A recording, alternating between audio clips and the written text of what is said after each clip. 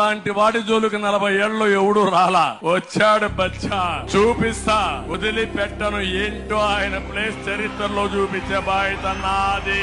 ఈ మధ్య బాబు ఏమంటున్నాడంటే జగన్ ఒక బచ్చా అంటున్నాడు. చరిత్రలో ఓడిపోయే కాలం వచ్చినప్పుడు విలన్లందరికీ కూడా అటువైపున హీరోలందరూ బచ్చాలుగానే కనిపిస్తా ఉంటారు. నేను బచ్చా అయితే 5 ఏళ్ల తర్వాత కూడా నాతో పోటీకి నువ్వు ఒక్కనివే రావడానికి నీకు ధైర్యం చాలడం లేదు. 6 మందిని వెనకేసుకొని వస్తా ఉన్న నిన్నేమనాలి అని అడుగుతా ఉన్నాను.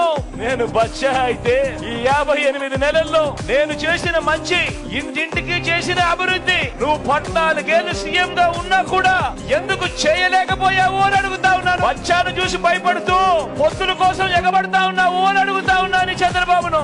నేను బచ్చా అయితే నా చేతిలో చిత్తుగా ఓడిపోయి కేవలం 23 మంది ఎమ్మెల్యేలను మాత్రమే గెలిపించుకున్న నువ్వు ఎవరయ్యా అని అడుగుతా